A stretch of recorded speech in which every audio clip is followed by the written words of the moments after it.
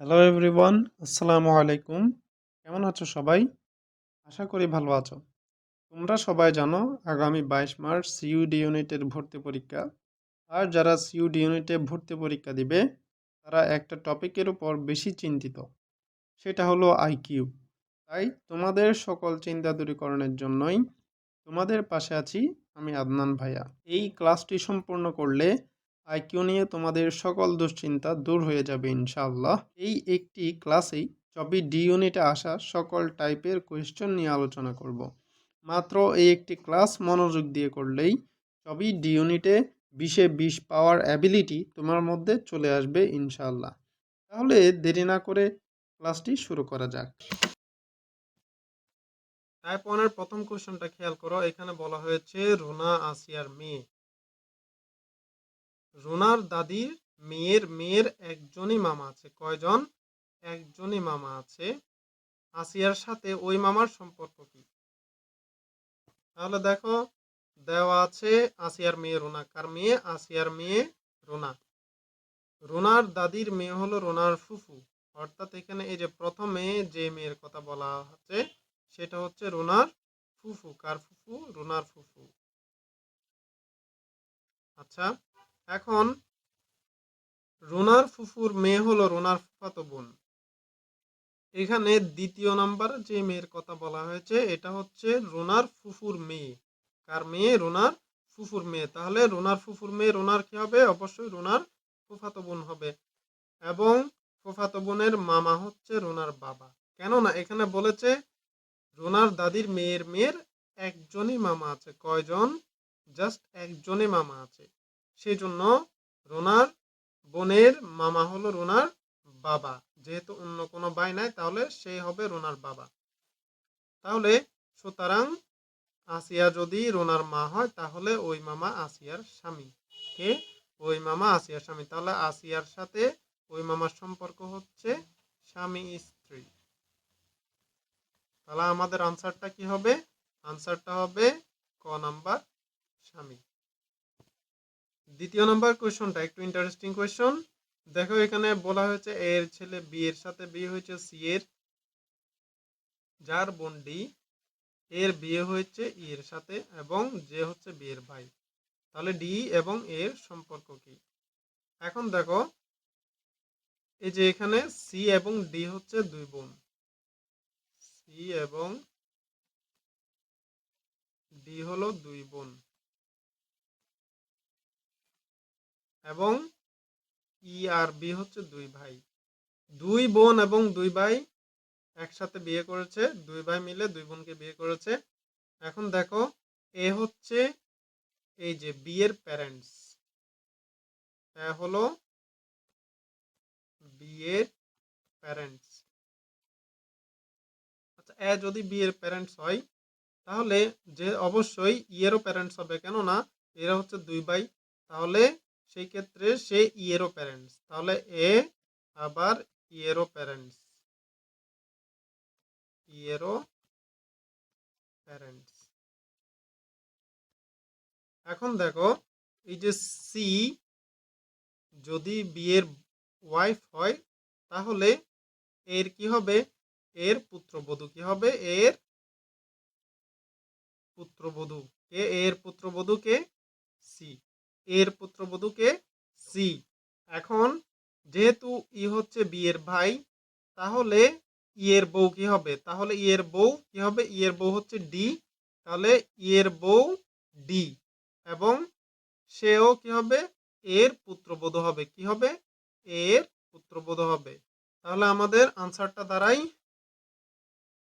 দ্বিতীয় number option, পুত্রবধূ। এখন আসো টাইপ 2 তে। প্রথম কোয়েশ্চনটা কি এখানে? এ জি এম এস এর পরবর্তী অক্ষরটি কি? এইসব কোয়েশ্চন সলভ করার আগে তোমরা এই A B C D E F G H এগুলোর হচ্ছে আক্ষরিক অবস্থানগুলা নোট করে নিবা, লিখে নিবা। তাহলে এখানে দেখো, এর আক্ষরিক অবস্থান হচ্ছে 1, জি এর আক্ষরিক অবস্থান হচ্ছে 7, এম এর আক্ষরিক অবস্থান হচ্ছে 13 এবং এস এর আক্ষরিক অবস্থান হচ্ছে 19। আচ্ছা, এখন দেখো পাশাপাশি দুইটি পদের বিয়োগফল। এখানে হচ্ছে জি এর পরে যদি আমরা একে বিয়োগ দিই, জি মাইনাস এ, অর্থাৎ 7 মাইনাস 1 ইকুয়াল টু হচ্ছে 6, এবং 13 মাইনাস 7 ইকুয়াল টু 6, যে 13 মাইনাস 7 তারপরে 19 মাইনাস 13, 19 মাইনাস 13 ইকুয়াল টু 6। দেখো এদের বিয়োগফল কিন্তু সেম থাকতেছে 6। তাহলে এখন এই যে 19কে কত থেকে বিয়োগ দিলে আমাদের এই মানটা সেম থাকবে, 6 থাকবে, সেটা হচ্ছে 25 থেকে। কত থেকে?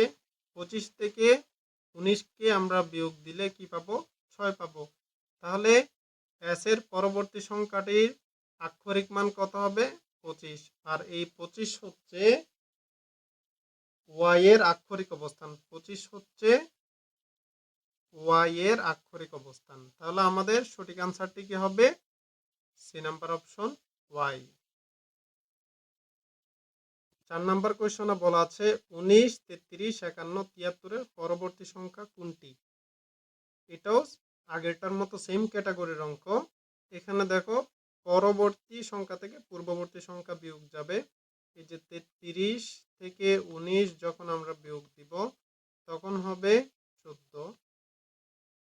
এরপর 51 থেকে যখন আমরা 33 বিয়োগ দিব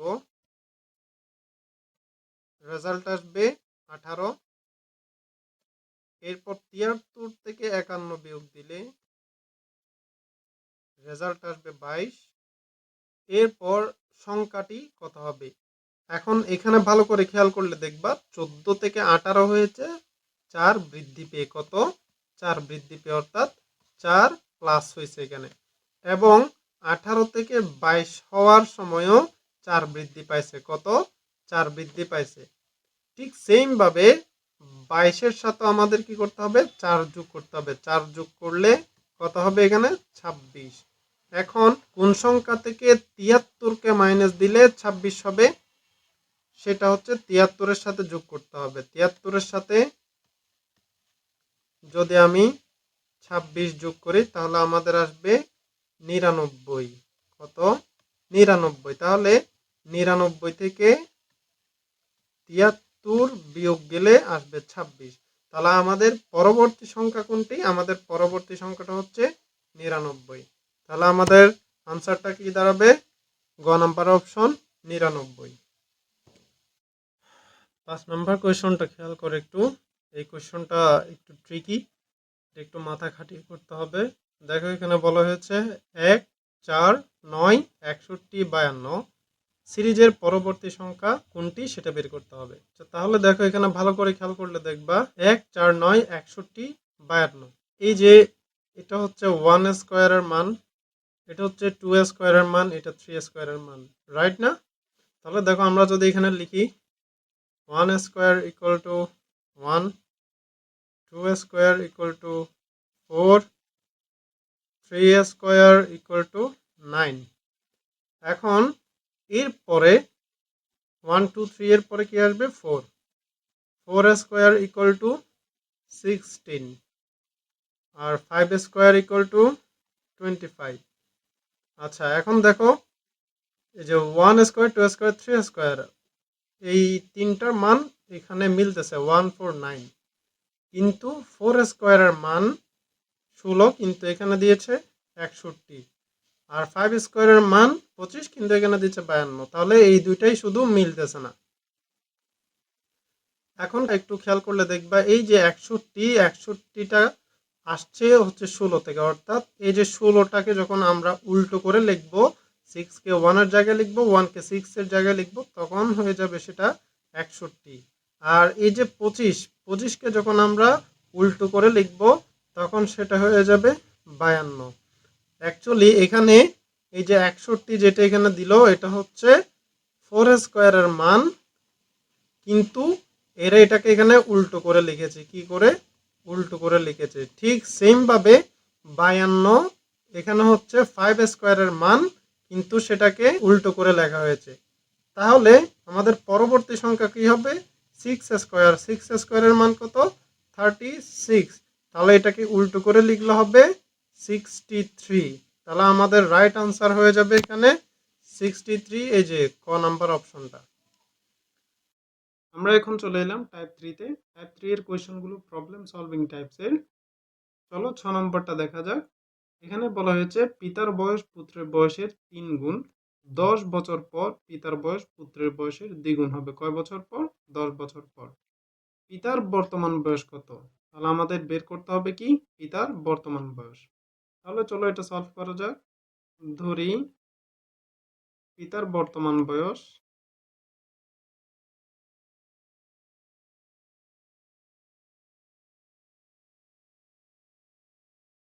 x বছর।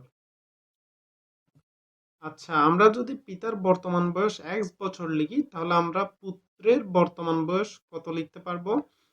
সেটার জন্য এই যে এই লাইনে খেয়াল করতে হবে। দেখো এখানে বলছে পিতার বয়স পুত্রের বয়সের 3 গুণ। কয় গুণ? 3 গুণ।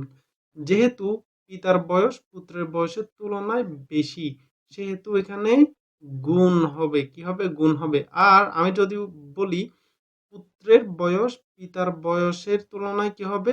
কম হবে। পুত্রের বয়স পিতার বয়সের তুলনায় কি হবে? কম হবে। তখন পুত্রের বয়স বের করার জন্য আমাদের কি করতে হবে? ভাগ করতে হবে। কি করতে হবে? কম হলে ভাগ হয়, ভাগ করতে হবে। তাহলে আমরা এখানে লিখতে পারি পুত্রের বর্তমান বয়স সমান x/3 বছর। যেহেতু পুত্রের বয়স পিতার তুলনায় কি হয়? কম হয়, সেহেতু এখানে কি হয়েছে? ভাগ হয়েছে। এখন দেখো দ্বিতীয় লাইনে কি বলেছে? 10 বছর পর পিতার বয়স পুত্রের বয়সের দ্বিগুণ হবে। এই যে এই লাইন থেকে আমরা একটা সমীকরণ পাই, সেটা হলো প্রশ্ন মতে এখানে বলা হয়েছে 10 বছর পর পিতার বয়স। 10 বছর পর পিতার বয়স কত হবে? আমরা এখানে দেখতে পাচ্ছি বর্তমান বয়স হচ্ছে 1 বছর। বর্তমান বয়স কত? x। বর্তমান বয়স যদি x হয়, তাহলে 10 বছর পর পিতার বয়স কত হবে? x + 10। এবং সেটা কার বয়সের দ্বিগুণ হবে? পুত্রের বয়সের। আমরা জানি পুত্রের বয়স হচ্ছে x/3 বছর। তাহলে পুত্রের বয়স 10 বছর পর কত হবে? 10 বছর পর পুত্রের বয়স হবে x/3 + 10। আর এটার দ্বিগুণ হবে পিতার বয়স। তাহলে এই সমীকরণটা আমরা পেলাম এই লাইন থেকে। এখন এখান থেকে যদি আমরা x এর মান বের করি, x এর মান বের করলেই আমরা পিতার বর্তমান বয়স পেয়ে যাব। তাহলে এই সমীকরণটা সলভ করে আমরা এখান থেকে পাই x + 10 = 2x / 3 + 20, বা x - 2x / 3 = 20 - 10, বা 3x - 2x = 30। সুতরাং x = 30। তাহলে আমরা পেয়ে গেলাম পিতার বর্তমান বয়স হচ্ছে 30 বছর। তাহলে আমাদের রাইট আনসার কি হবে? এই যে খ নাম্বার অপশন, 30 বছর। 7 নাম্বার কোয়েশ্চনটা দেখো। এটা 7 নাম্বার কোয়েশ্চনটা দেখো। এটা দেখতে কঠিন মনে হলো, আসলে এটি কঠিন না। এটাকে কঠিনভাবে তোমাদের সামনে উপস্থাপন করা হয়েছে। তো কিভাবে সহজভাবে এটাকে সলভ করা যায় সেটা আমি তোমাদেরকে দেখাবো। তো চলো দেখা যাক। এখানে কি বলা হয়েছে? একজন পুরুষ অথবা 2 জন মহিলা অথবা 3 জন বালক একটি কাজ 66 দিনে শেষ করতে পারে। এখানে এই যে অথবা দিয়ে আলাদা করে বোঝানো হয়েছে, অর্থাৎ একজন পুরুষ 2 জন মহিলা এবং 3 জন বালক আলাদাভাবে একটি কাজ সম্পন্ন করতে 66 দিন লাগে। কিভাবে? আলাদাভাবে করতে। কতদিনে একজন পুরুষ 2 জন মহিলা ও 3 জন বালক ওই কাজটি একত্রে করলে সম্পন্ন করতে পারবে? অর্থাৎ তারা একত্রে ওই কাজটি যদি করে, তাহলে সেটা কত দিনে সম্পন্ন হবে সেটা আমাদের বের করা লাগবে। তাহলে দেখো এখানে আমরা লিখতে পারি একজন পুরুষ হচ্ছে 2 জন মহিলার সমান 3 জন বালকের সমান। তাহলে 2 জন মহিলা সমান হচ্ছে একটা পুরুষ লেখা যায়, আবার 3 জন বালক সমানও একটা পুরুষ লেখা যায়। আচ্ছা, তাহলে আমরা একজন পুরুষ প্লাস 2 জন মহিলা প্লাস 3 জন বালক সমান লিখতে পারি 3 জন পুরুষ। কয়জন পুরুষ? 3 জন পুরুষ। আচ্ছা, তাহলে দেখো প্রথম লাইনে বলেছে একজন পুরুষ কাজটি সম্পন্ন করে 66 দিনে। তাহলে একজন পুরুষ কাজটি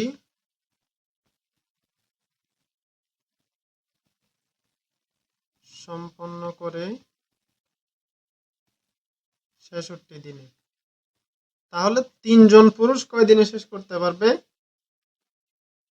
সুতরাং 3 জন পুরুষ কাজটি সম্পন্ন করে সমান 66 গুণ 2 ডিভাইডেড বাই 6 দিনে সমান 22 দিনে। তাহলে আমাদের আনসারটা কয় দিনে হবে? 22 দিনে। অর্থাৎ এখানে যে এ নাম্বার অপশন হবে রাইট আনসার। 8 নাম্বার কোয়েশ্চনটা খুবই সহজ কোয়েশ্চন। আমরা ছোটবেলায় গড় অঙ্ক করেছিলাম। গড় নির্ণয়ের সূত্র আমরা সবাই পারি। তো এখানে কি বলেছে দেখো, যদি পরপর 5টি পূর্ণ সংখ্যার গাণিতিক গড় 12 হয়, তবে এই 5টি পূর্ণ সংখ্যার ক্ষুদ্রতম ও বৃহত্তম সংখ্যার যোগফল কত? তো এখানে 5টি পূর্ণ সংখ্যা বলেছে, কিন্তু 5টি পূর্ণ সংখ্যা কি কি সেটা কিন্তু উল্লেখ করে নাই। তো যখন কোনো কিছু উল্লেখ না করে তখন আমরা কি করি? একটাকে x ধরে নেই। তাহলে আমরা ধরতে পারি একটি সংখ্যা x, তাহলে পরের সংখ্যাগুলো x plus 1, x plus 2, x plus 3 এবং x plus 4। সাপোজ আমরা ধরে নিলাম একটা পূর্ণ সংখ্যা হচ্ছে 6, তাহলে 6 এর পরের সংখ্যাটি কি? 6 এর পরের সংখ্যাটি হচ্ছে 6 plus 1 equal to 7। তারপরের সংখ্যাটি কি? 6 plus 2 সমান 8। এভাবেই 6 plus 3, 6 plus 4, এভাবে আমরা যত 1, 2, 3, 4, 5, 6 এভাবে যোগ করতে থাকবো, সেভাবে কিন্তু এখানে 7, 8, 9 ক্রমিক সংখ্যাগুলো বের হবে। তাহলে এই যে পরপর 5টি পূর্ণ সংখ্যার মধ্যে আমরা যদি একটা x ধরে নিই, তখন বাকি পরবর্তী সংখ্যাগুলো কি হবে? x plus 1, x plus 2, x plus 3 এবং x plus 4। তাহলে এখানে সংখ্যা কয়টা? 5টা। টোটাল হচ্ছে 5টা সংখ্যা। এখন আমরা ছোটবেলায় পড়েছিলাম গড় নির্ণয়ের সূত্র। তাহলে গড় নির্ণয়ের সূত্রের মধ্যে গড় সমান সমান রাশিগুলোর যোগফল, উপরে থাকবে রাশির গুলোর যোগফল, আর ডিভাইডেড বাই কি থাকবে? রাশির সংখ্যা।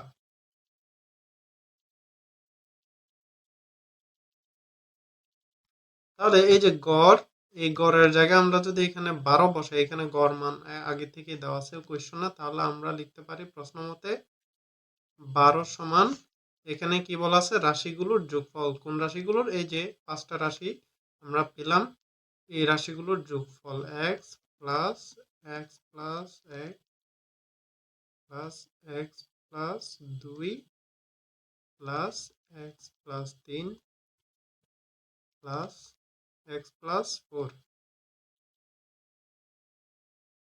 ডিভাইডেড বাই কি হবে? রাশির সংখ্যা। তাহলে এখানে বলাই আছে 5টি পূর্ণ সংখ্যা, তাহলে এখানে কত হবে? 5। এখন এখানে কয়টা x দেখো? 1, 2, 3, 4, 5। তাহলে আমরা লিখতে পারি 5x। 5টা x যোগ করলে 5x হয়, আর এখানে হবে প্লাস, এখানে 1, 2, 3, 4 যোগ করলে হবে 10। তাহলে সমান এখানে কত? 5, 12, 60, বা 5x ইকুয়াল টু 50 বা x ইকুয়াল টু 10। তাহলে আমরা x এর মান পেয়ে গেলাম হচ্ছে 10। এখন যে এখানে x হচ্ছে সবচেয়ে ছোট সংখ্যা x, আর x প্লাস 4 হচ্ছে সবচেয়ে বড় সংখ্যা। তাহলে x যদি সবচেয়ে ক্ষুদ্রতম সংখ্যা হয় এবং বৃহত্তম সংখ্যা যদি x প্লাস 4 হয়, অর্থাৎ x হচ্ছে 10 আর এক্স প্লাস 4, এক্স এর সাথে 10 এর সাথে 4 যোগ করলে হয় 14। আর এটা যদি সবচেয়ে বৃহত্তম সংখ্যা হয় তাহলে ক্ষুদ্রতম ও বৃহত্তম সংখ্যার যোগফল কত হবে? ক্ষুদ্রতম সংখ্যা ও বৃহত্তম সংখ্যার যোগফল, তো 10 যোগ 14 সমান 24। তাহলে এই যে এটাই হবে আমাদের রাইট আনসার। তাহলে অপশন নাম্বার ক হবে রাইট আনসার। তাহলে এখন পরবর্তী কোয়েশ্চনে চলে যাই। এখানে বলা আছে 2/3, 3/4, 4/5, 5/6 এর বৃহত্তম ও ক্ষুদ্রতম ভগ্নাংশের মধ্যে পার্থক্য কত? এটা ক্যালকুলেটর ইউজ করে খুব সহজেই করা যায়। তোমরা 2 কে 3 দিয়ে ভাগ দিয়ে, 3 কে 4 দিয়ে ভাগ দিয়ে যে ভাগফলটা আসবে সেটা দেখবা কোনটা কার চেয়ে বড়, কোনটা কার চেয়ে ছোট। তারপর আবার ক্যালকুলেটরে যোগ বিয়োগের কাজ সেরে ফেলতে পারো। চট্টগ্রাম ডি ইউনিটের অবশ্যই ক্যালকুলেটর ইউজ করতে দেয়, সেহেতু তোমাদের জন্য এই অঙ্কটা ক্যালকুলেটরে করা খুবই সহজ হবে। আমি ক্যালকুলেটর ছাড়াও কিভাবে করা যায় সেটা তোমাদেরকে একটু দেখাবো। তো দেখো এই অঙ্কটা আমরা ক্যালকুলেটর ছাড়া কিভাবে করতে পারি। তো আমরা ভগ্নাংশগুলোকে একটু এখানে লিখে নেই। 2/3, 3/4, 3/4, 4/5, 4/5,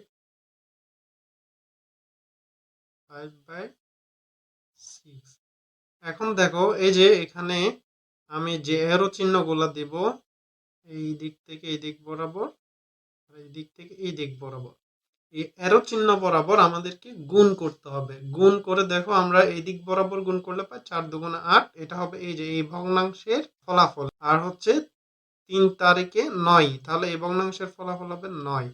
তাহলে এই যে এই ভগ্নাংশের ফলাফল হচ্ছে 9, 9 হচ্ছে 8 এর চেয়ে বড়, যার কারণে এই ভগ্নাংশটা এই ভগ্নাংশের চেয়ে কি হবে? বড় হবে। অর্থাৎ 9 যেহেতু 8 এর চেয়ে বড়, সেই জন্য এই ভগ্নাংশটা 2/3 এর চেয়ে বড় হবে।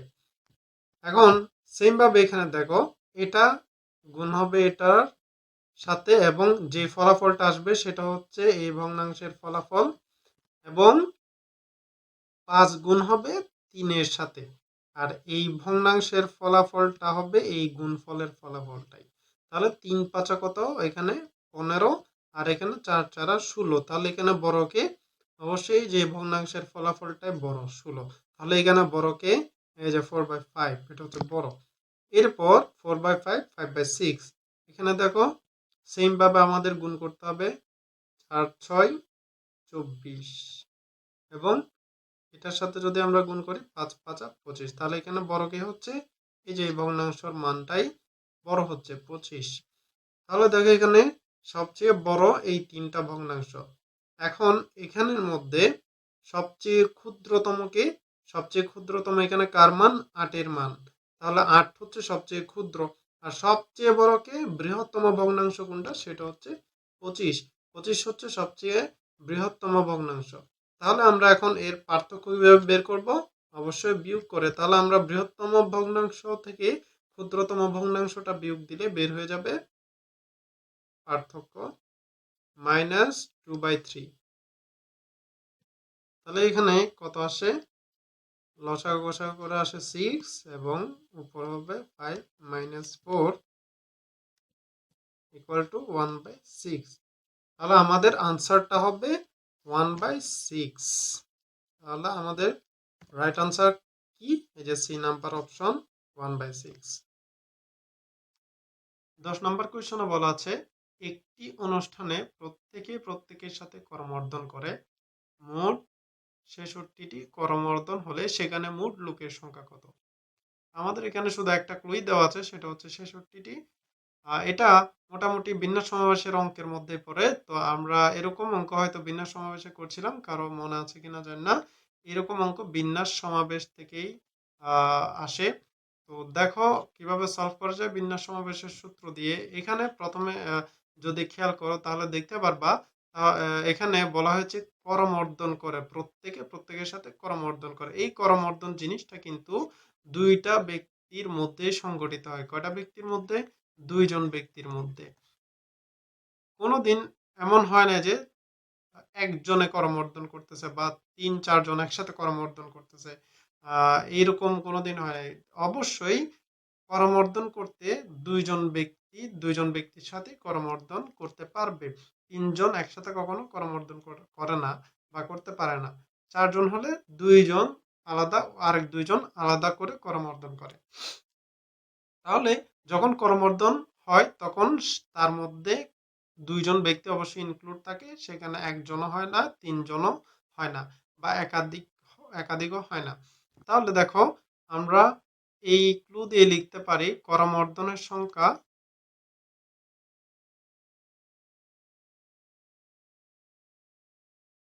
সমান NC2 equal to 66, অর্থাৎ করমর্দনের সংখ্যা হবে NC2 equal to 66। এটা বিন্যাস সমাবেশের সূত্র, বা সূত্র কি ছিল, n into n minus 1 divided by 2 equal to 66, বা n square minus n equal to 132, বা n square minus n minus 132 equal to 0। এখন যদি আমরা এটাকে মিড টার্ম করি তাহলে কি আসবে, n square minus 12n plus 11n minus 132 equal to 0। এখন এখান থেকে আমরা যদি কমন নেই, n into n minus 12 plus 11 into n minus 12 equal to 0, বা n minus 12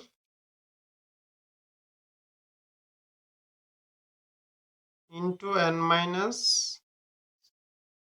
into n plus 11 equal to 0, বা n equal to 12। এখন দেখো n equal to 11 এটা যদি আমরা নেই, n equal to minus 11 হবে, যেটা হচ্ছে ঋণাত্মক সংখ্যা। এই যে লুকের সংখ্যা কখনো ঋণাত্মক হতে পারে না, তাহলে আমরা এখানে লিখতে পারি not equal to n not equal to minus 11। কারণ কি, লোকের সংখ্যা কখনো ঋণাত্মক হতে পারে না। তাহলে আমাদের লোকের সংখ্যা কত হবে, রাইট আনসার হবে 12। আমাদের রাইট আনসার হবে 12, সি নাম্বার অপশন।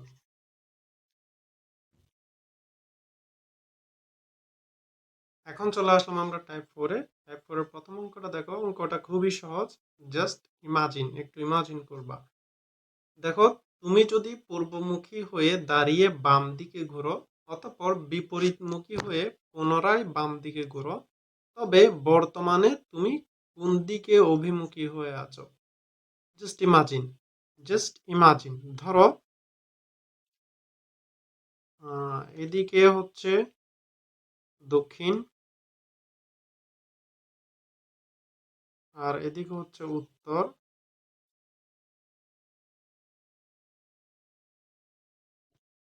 এটা হচ্ছে পশ্চিম, আর এদিকে হচ্ছে পূর্ব। এখন তুমি যদি পূর্ব দিকে ঘুরে দাঁড়িয়ে থাকো, অর্থাৎ পূর্ব দিকে দেখে যদি তুমি দাঁড়িয়ে থাকো, তাহলে তোমার বাম দিক হবে উত্তর দিকে এবং ডান দিক হবে দক্ষিণ দিকে। তাহলে এমত অবস্থায় তুমি যদি বাম দিকে ঘোরো, তাহলে তুমি ঘুরবা উত্তর দিকে। কোন দিকে? উত্তর দিকে। এখন তুমি উত্তর দিকে ঘোরার পরে বিপরীতমুখী হয়ে, কি হয়ে? বিপরীতমুখী হও। উত্তর দিকে ঘুরছো, ঘোরার পরে যদি তুমি বিপরীতমুখী হও, তাহলে তোমার কোন দিকে হবে? দক্ষিণ দিকে। কোন দিকে? দক্ষিণ দিক। উত্তরের বিপরীত কোন দিক? দক্ষিণ দিক। তাহলে তুমি ফিরবা দক্ষিণ দিকে।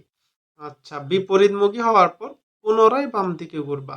তাহলে পুনরায় যদি বাম দিকে ঘুরি, পুনরায় বাম দিকে ঘুরলে আমাদের আলটিমেটলি কোন দিকে হবে?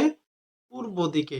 এখানে দক্ষিণ দিক বরাবর যখন থাকবো আমরা, তার ডানে হচ্ছে পশ্চিম এবং বামে হচ্ছে পূর্ব। তাহলে আমরা পুনরায় বাম দিকে ঘুরলে আলটিমেটলি আমরা আবার আগের দিকেই ফিরে যাব। তাহলে আমরা কোন দিকে অভিমুখী হয়ে দাঁড়াবো? আবার পূর্ব দিকে অভিমুখী হয়ে দাঁড়াবো। তাহলে আমাদের রাইট আনসার হবে পূর্ব দিক। শেষ। টাইপ 4-এ এই একটাই অঙ্ক ছিল। তো এখন চলে আসো টাইপ 5-এ। এখানে বলা হয়েছে নিচের কোন বর্ণসমূহের সেট অপর তিনটি সেট হতে ভিন্ন। এখানে প্রথম অপশনটি দেখো, E F G E, B C D B, K L M L, O P Q O. এখানে ভালো করে খেয়াল করলে দেখবা যে প্রথম অক্ষর এবং শেষের অক্ষরটা সেম ভাবে বি অপশনও বি, এই বি এখানেও কিন্তু ও আর ও, শুধু সেম না কোথায়, সি নাম্বার অপশনে, শুধু সেম না সি নাম্বার অপশনে। এখানে এই যে মাঝখানের দুই লেটার কিভাবে এসেছে, এগুলো আসছে হচ্ছে ক্রমান্বয়ে, যেমন ই এর পর হচ্ছে এফ, এফ এর পর জি, আবার লাস্টে দিয়ে রিপিট হয়েছে প্রথম অক্ষরটা, কোন অক্ষরটা রিপিট হয়েছে, প্রথম অক্ষরটা। সেম ভাবে বি নাম্বার অপশনও সেম, দেখো বি এর পর সি, সি এর পর ডি, আবার বি হচ্ছে রিপিট। ডি নাম্বার অপশনও ও এর পর পি, পি এর পর কিউ, আবার ও হচ্ছে রিপিট। এখানে কে এর পর এল, এল এর পর এম, এই কে এর পর এল, এল এর পর এম আসলেও এখানে কেটা কিন্তু আবার রিপিট হয়নি, এখানে এলটা রিপিট হয়েছে, যেটা এই তিনটি সেটের সাথে মিলে না, যেটা এই তিনটি সেটের সাথে মিলে না, তাহলে এখানে ভিন্ন সেট হচ্ছে আমাদের সি, তাহলে আমাদের রাইট আনসার হবে সি। এখানে বলা হয়েছে নিচের প্রশ্নসমূহে প্রদত্ত সারিগুলোতে কোয়েশ্চন মার্ক চিহ্নিত স্থানে সঠিক বিকল্পটি বাছাই করো, যা সারিগুলোর ধরনকে অব্যাহত রাখবে। প্রশ্ন হচ্ছে 13 থেকে 15 নম্বর। 13 নম্বর কোয়েশ্চনটা ভালো করে খেয়াল করো, এখানে জাস্ট কয়েকটা লেটার দেওয়া আছে। এখানে দেওয়া আছে A Z, G T, M N, question mark এবং ওয়াই বি। কোয়েশ্চন মার্কে কি হবে সেটাই আমাদের বের করা লাগবে। তা এখন ভালো করে খেয়াল করো, এখানে আমরা এগুলো একটু লিখে নিই। এখানে A Z, G T, M N, আর এখানে কোয়েশ্চন মার্কের এখানে ফাঁকা রাখলাম, আর এখানে লিখলাম ওয়াই বি। এখন এই যে এ এবং জি এর মধ্যে একটু ভালো করে খেয়াল করলে দেখবা এর 5 ঘর পরে জি আসে। কয় ঘর পর? 5 ঘর পর। ঠিক তেমনি এই যে জি এর 5 ঘর পরে এম আসে। তাহলে দেখো এই যে এই দুইটা অক্ষরের প্রথম অক্ষরগুলো আমরা যদি নেই, এই প্রথম অক্ষরগুলোর 5 ঘর পর পর সাজানো হয়েছে প্রথম অক্ষরগুলো। তাহলে এর 5 ঘর পর আসবে জি, জি এর 5 ঘর পর আসবে এম, তাহলে এম এর 5 ঘর পর কি আসবে? এস।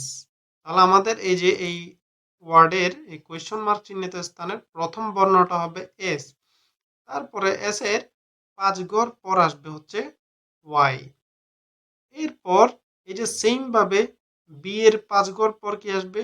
বি এর 5 ঘর পর আসবে এইচ, এরপর আবার এইচ এর 5 ঘর পরে এন, এন এর 5 ঘর পরে টি, টি এর 5 ঘর পরে জেড।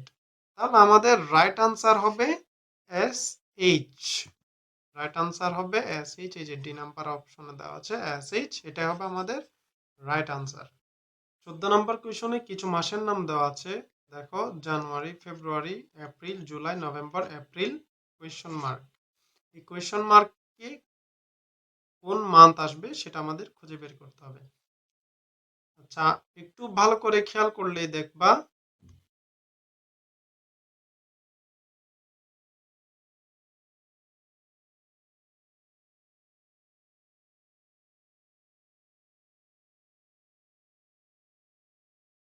এই যে মানগুলোর মাঝখানের পার্থক্যটা একটু খেয়াল করলেই আমরা এই কোয়েশ্চন মার্কে কোন মাস আসবে সেটা আমরা বের করতে পারবো। তাহলে দেখো জানুয়ারি এবং ফেব্রুয়ারির মাঝখানে কোনো মাস নাই, যেহেতু কোনো মাস নাই সেহেতু আমরা এখানে জিরো বসাতে পারি। জানুয়ারির পরেই ফেব্রুয়ারি চলে আসে, মাঝখানে কোনো মাস থাকে না। আর ফেব্রুয়ারি এবং এপ্রিলের মাঝে কিন্তু একটি মাস থাকে, যেটা হচ্ছে মার্চ, ফেব্রুয়ারি, মার্চ, এপ্রিল। তাহলে আমরা এখানে একটা মাস পাই যেটা আমাদের এখানে কাউন্ট করা হয় নাই। তাহলে ফেব্রুয়ারি এবং এপ্রিলের মাঝামাঝি আমরা একটা মাস পাই, এবং এপ্রিল এবং জুলাইয়ের মাঝামাঝি আমরা কয়টা মাস পাই?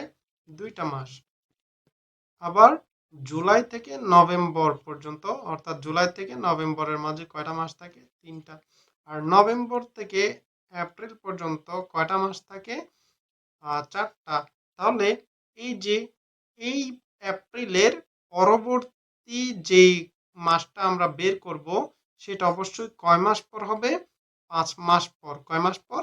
5 মাস পর। তাহলে এপ্রিলের পরবর্তী 5 মাস পর কোন মাস আসবে? এপ্রিল, মে, June, July, August, September.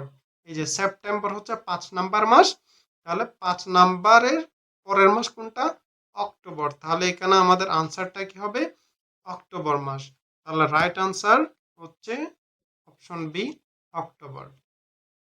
5 number টাইপের এই 15 নাম্বার কোয়েশনটা একটু মাথা খাটিয়ে করতে হবে। এখানে কিছু লেটার দেওয়া আছে AZ, CX, FU এবং একটা কোয়েশ্চন মার্ক। এখন এখানে ভালো করে লক্ষ্য করো যে এ এবং জেড এর আক্ষরিক মান গুলো কি কি? এ এবং জেড এর আক্ষরিক মান হচ্ছে যথাক্রমে 1 এবং 26। তো এই যে 1 এবং 26 আমরা যোগ করলে পাই 27। এবং CX, সি এর আক্ষরিক মান কত? সি এর আক্ষরিক মান হচ্ছে 3 এবং এক্স এর আক্ষরিক মান হচ্ছে 24। তাহলে আমরা এই যে 3 আর 24 যদি যোগ করি তাহলে আমরা পাবো 27। আবার এখানে দিয়েছে FU, এফ এর আক্ষরিক মান কত? এফ এর আক্ষরিক মান হচ্ছে 6 আর ইউ এর আক্ষরিক মান হচ্ছে 21। এই 6 এবং 21 যদি আমরা যোগ করি তাহলে আমরা পাবো 27। দেখো এখানে এই যে এ এবং জেড এর আক্ষরিক মান যোগ করলে 27 পাচ্ছি, সি এবং এক্স এর আক্ষরিক মান যোগ করলে 27 পাচ্ছি, এফ এবং ইউ এর আক্ষরিক মান যোগ করলে 27 পাচ্ছি। তাহলে আমাদের অপশনে এই যে এখানে 4টা অপশন দেওয়া আছে, 4টা অপশনের মধ্যে যেই অপশনের আক্ষরিক মান যোগ করে আমরা 27 পাবো সেটাই হবে আমাদের রাইট আনসার। তাহলে আমাদের এখানে যে কি হবে? Right answer. কারণ জে এর আক্ষরিক মান হচ্ছে 6, জে এর আক্ষরিক মান হচ্ছে 6 এবং ইউ এর আক্ষরিক মান হচ্ছে 21 আর যেই মানটা যোগ করলে আসবে 27। তাহলে এখানে আমাদের জে এবং কিউ হবে রাইট আনসার। দেখো টাইপ 5 এর এই কোয়েশনটা একদম ইজি কোয়েশন। এখানে কি বলা হয়েছে? এখানে বলেছে অ্যাপলের কোড 25563, রাং এর কোড 7148 হলে পার্পেলের কোড হবে। তো তোমরা এই যে কোডটা একটু সাজায় লিখে নিবা। যেমন এই যে এ এর জন্য হচ্ছে 2, এরপর হচ্ছে পি, পি এর জন্য 5, আবার পি, পি এর জন্য 5, এল, এল এর জন্য হচ্ছে 6, এরপর ই এর জন্য কত? 3।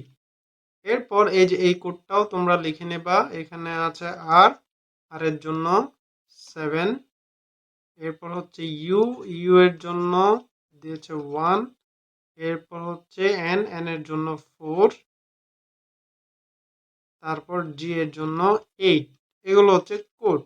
এখন আমাদের বের করতে হবে পার্পেলের কোড কত। তাহলে আমাদের এখান থেকে পেয়েছি পি এর কোড হচ্ছে 5 এবং ইউ এর কোড হচ্ছে 1, আর এর কোড হচ্ছে 7, পি এর কোড হচ্ছে 5,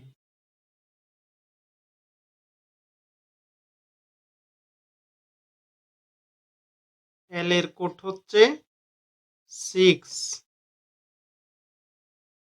ই এর কোড হচ্ছে 3। তাহলে এখানে পার্পেলের কোড দ্বারাই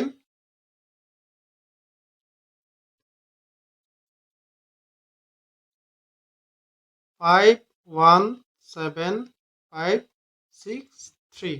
তাহলে আমাদের এটা হবে রাইট আনসার। রাইট আনসার কোনটা? 517563, যে ডি নাম্বার অপশনটা হবে রাইট আনসার। এখন চলে আসলাম টাইপ 6 এ। এখানে কি বলা হয়েছে দেখো, নিচের প্রশ্নসমূহে প্রদত্ত বিকল্প হতে বিসদৃশ শব্দটি বের করো। কোন শব্দ? বিসদৃশ শব্দ। এখন 17 নম্বর কোয়েশ্চনটা খেয়াল করো ভালো করে। এখানে 4টি অপশন ও 4টি ওয়ার্ড দেওয়া আছে, যেমন হ্যান, ডো, ভিক্সেন, র্যাম। প্রথম 3টি অপশন ভালো করে খেয়াল করলে দেখবা এই যে হ্যান, ডো আর ভিক্সেন, এই 3টি ওয়ার্ড কিন্তু স্ত্রীবাচক শব্দ এবং র্যামটা হচ্ছে পুরুষবাচক শব্দ, আর বাকি 3টি স্ত্রীবাচক শব্দ। তাহলে এখানে আমরা বিসদৃশ অপশন কোনটি পেলাম, সেটা হচ্ছে ডি। তাহলে আমাদের রাইট আনসার হবে ডি। এখন 18 নম্বরে এখানে ইংল্যান্ড হচ্ছে একটা কান্ট্রির নাম, অর্থাৎ একটা দেশের নাম। বি নাম্বার অপশনে দেওয়া আছে ইডেন। ইডেন এমন একটা জায়গার নাম যেটা হচ্ছে স্বর্গের মতো। যেটা কিসের মতো? স্বর্গের মতো। স্বর্গ ধরো, ইডেন মানে হচ্ছে স্বর্গ। এরপর ডাবলিন, এই ডাবলিন হচ্ছে আয়ারল্যান্ডের রাজধানীর নাম। কিসের রাজধানী? আয়ারল্যান্ডের রাজধানী। আর এই যে আইফেল, আইফেল হচ্ছে পশ্চিম জার্মানির একটা মাউন্ট এভারেস্টের নাম। পশ্চিম জার্মানির, ওয়েস্ট জার্মানির একটা মাউন্ট এভারেস্টের নাম। তাহলে এখানে দেখো এই যে ইডেন শব্দটা একটু বিসদৃশ টাইপের, যেহেতু এখানে এটা একটা কান্ট্রির নাম, এটা একটা রাজধানীর নাম এবং এটা কি জার্মানির একটা মাউন্ট এভারেস্টের নাম। তাহলে এখানে বিসদৃশ কোনটা হচ্ছে? এই যে স্বর্গ, স্বর্গ কিন্তু পৃথিবীর মধ্যে না, বাকিগুলা কিন্তু পৃথিবীর মধ্যে। তাহলে আমরা এখানে বিসদৃশ কোনটা পাচ্ছি? যে বি নাম্বার অপশন ইডেন। এখন 19 নাম্বার দেখো, ইচ এভরি ওয়াক ওয়ান। এখানে কিন্তু ইচ এভরি ওয়ান, এই তিনটা কিন্তু প্রায় সেম অর্থ বহন করে, কিন্তু এই যে সি নাম্বার অপশনের যে ওয়ার্ডটা আছে ওয়াক, এটা কিন্তু সম্পূর্ণ ভিন্ন অর্থ। তাহলে আমাদের বিসদৃশ শব্দ কোনটি? সি। এরপর উইন, ওন, সেলফ হোল্ড। এখানে কিন্তু ওন, সেলফ হোল্ড প্রায় সদৃশ, এটা সেম অর্থ বহন করে, কিন্তু আমাদের সবচেয়ে বিসদৃশ হচ্ছে এ নাম্বার অপশন, অর্থাৎ উইন। এখন চলে আসি টাইপ 7-এ। নিচের প্রশ্নসমূহে সম্পর্কিত এক জোড়া শব্দ রয়েছে, এই সম্পর্কের সাথে মিল রেখে বিকল্প হতে পারে কোয়েশ্চন মার্ক চিহ্নিত স্থানের জন্য উপযুক্ত শব্দ বাছাই করো। তো 21 নম্বর কোয়েশ্চনে কি দেওয়া আছে দেখো, এখানে দেওয়া আছে রো বোট, অর্থাৎ বোট মানে হচ্ছে নৌকা আর রো মানে হচ্ছে সারি।